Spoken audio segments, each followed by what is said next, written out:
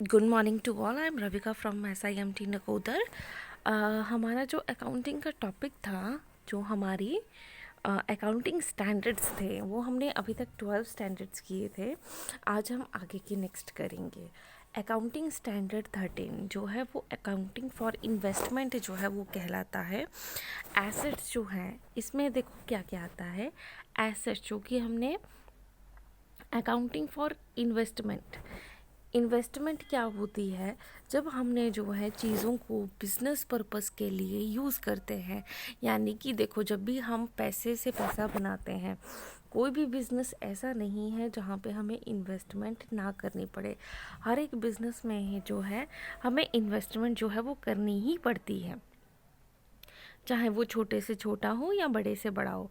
अब बोलते ये जो है एसेट इन्वेस्टमेंट जो है ये किस फॉर्म में होती है। कहीं पे ये पैसों की फॉर्म में होती है, कहीं पे जो है ये, जैसे कि अगर ये हम प्लांट बिल्डिंग ले रहे हैं, प्लांट ले रहे हैं, मशीनरी ले रहे हैं,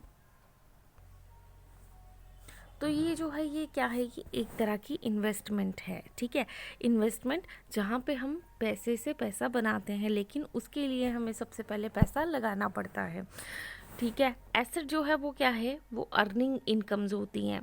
जैसे कि एसेट हम क्यों लेके आते हैं, हम कोई भी चीज़, हम प्लांट खरीद रहे हैं, मशीनरी खरीद रहे हैं, लैंड खरीद रहे हैं, बिजनेस पर्पस के लिए क्यों खरीद रहे हैं, ताकि हम उससे जो है इनकम्स ले सकें। ठीक है, या उससे हम पैसा कमा सकें, जैसे कि डिविडेंड की फॉर्म में, इंटरेस्ट की फॉर्म में।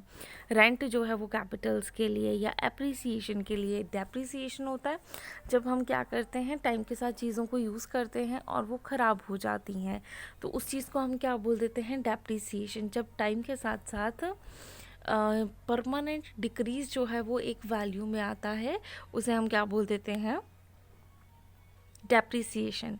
अब एप्रिसिएशन जो है वो सेम इसका उल्टा है। एप्रिसिएशन का मतलब है जब हमारे पास जो है इंक्रीज़ आ रहा है टाइम के साथ, जो हमारी एसेट है उसमें या उसकी वैल्यू में, इस चीज़ को हम क्या बोल देते हैं, एप्रिसिएशन। अब बोलते इसमें जो है क्या आता है।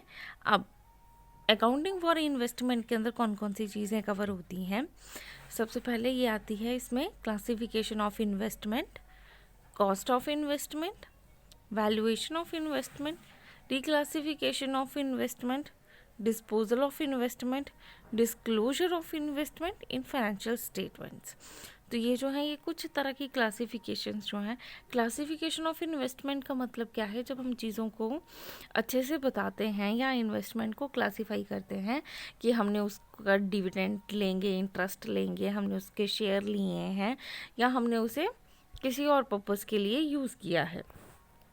जैसे हमने उससे लैंड बिल्डिंग वगैरह जो है वो ख़रीदी है, और ये जो लैंड बिल्डिंग है ये फ्यूचर में इसकी कॉस्ट इंक्रीज़ होगी, तो ये भी एक तरह की हमारी इन्वेस्टमेंट होती है। क्लासिफिकेशन का मतलब है जहाँ पे आप एक क्लियर व्यू देते हो कि उस पर्टिकुलर मनी को आपने जो है कैसे यूज़ किया है, इस चीज़ को हम बोल देते हैं। ठीक है, नेक्स्ट है cost of investment. Cost of investment है कि उस कॉस्ट को करने के लिए, उस इन्वेस्टमेंट को करने के लिए आपको कितना खर्चा पड़ा। मान लो फॉर एग्जांपल है, मैंने एक लैंड खरीदी, तो उस लैंड की रजिस्ट्री के लिए, उस लैंड को जो है लेने के लिए मुझे किन किन क्या क्या चीज़ें करनी पड़ी, तो ये मेरी आ जाती है कॉस्ट ऑफ इन्वेस्टमेंट। ठीक है, valuation of investment. Valuation of investment का मतलब क्या है कि देखो, जब मैंने वो चीज़ खरीद ली तो मैं उसकी वैल्यू करूँगी ये प्रेजेंट टाइम में कितनी की है, और आने वाले टाइम में ये मुझे कितना बेनिफिट देगी। रीक्लासिफिकेशन ऑफ इन्वेस्टमेंट। आपने रिक्लासिफिकेशन का मतलब क्या है कि आपने दोबारा से उसे क्या करना है, क्लासिफाई करना है इन्वेस्टमेंट को। नेक्स्ट है डिस्पोजल ऑफ इन्वेस्टमेंट। डिस्पोजल जब वो ख़त्म हो जाएगी। ठीक है, डिस्क्लोजर का मतलब है जब वो इन्वेस्टमेंट जो है वो उसे आप जो है किस में बताएंगे, फाइनेंशियल स्टेटमेंट में डिस्क्लोज कर देंगे। कि यानी कि डिस्क्लोज का मतलब होता है उसका खुलासा करना, उसे बताना। ठीक है, कि आपने कौन सी इन्वेस्टमेंट कहाँ पे की थी। तो ये हमारे पास अकाउंटिंग जो है इन्वेस्टमेंट इन्वेस्टमेंट्स के रिगार्डिंग जो है हम कर रहे हैं। तो ये जो था ये हमारा अकाउंटिंग फॉर इन्वेस्टमेंट था, जो कि अकाउंटिंग स्टैंडर्ड 13 के साथ डील करता है। समटाइम आपको पूछ लेंगे अकाउंटिंग स्टैंडर्ड 13 जो है वो क्या है, तो आपको इसके नेम्स जो हैं वो पता होने चाहिए, और ऑटोमेटिकली अकाउंटिंग फॉर इन्वेस्टमेंट जो है वो कौन से सेक्शन के साथ डील करता है, अकाउंटिंग स्टैंडर्ड 13 के साथ। ये दोनों ही आपको अच्छे से याद करने हैं। नेक्स्ट है अकाउंटिंग स्टैंडर्ड 14।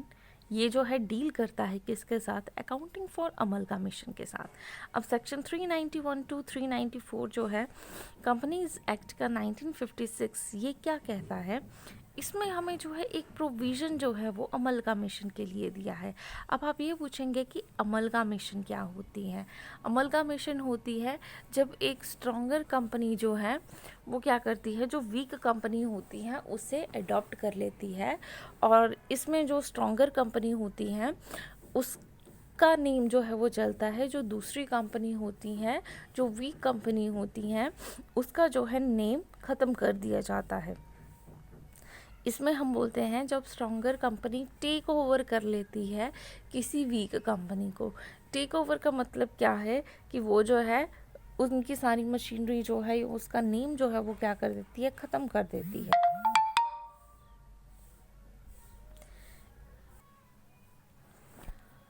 अकाउंटिंग स्टैंडर्ड अमलगामेशन में जो है अकाउंटिंग स्टैंडर्ड 14 जो है अमलगामेशन के लिए डील करता है। इसके साथ सेक्शन 391 टू 394 जो हैं कंपनीज एक्ट के, जो कि 1956 में चलाए गए थे, इसमें जो है हमें प्रोविज़न दिया है, ठीक है। और जो है हम इसमें डिस्क्लोज़ करते हैं, इसमें हमने कुछ डिस्क्लोजर्स करने हैं अकाउंटिंग स्टैंडर्ड के अकॉर्डिंग। वो डिस्क्लोजर्स जो हैं वो क्या क्या हैं, सबसे पहले नेम या नेचर ऑफ अमलगामेशन कंपनी का जो है वो करते हैं, यानी कि हम नेम या नेचर बताते हैं कि जो कंपनी हम ले रहे हैं वो कैसी है, उसका नेम क्या है और वो किस काम में डील करती है। सेकंड जो है इसमें इफ़ेक्टिव डेट ऑफ अमलगामेशन जो है वो दी जाती है कि हमने किस डेट को उसके साथ अमलगामेशन जो है वो की है या उसे टेक ओवर किया है।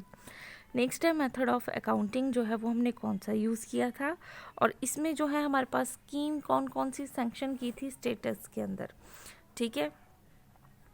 ये जो है हमारे पास कुछ अमलगामेशन के जो पॉइंट्स हैं वो दिए गए हैं, और इसमें जो है हमारे को अमलगामेशन का मतलब है टेक ओवर।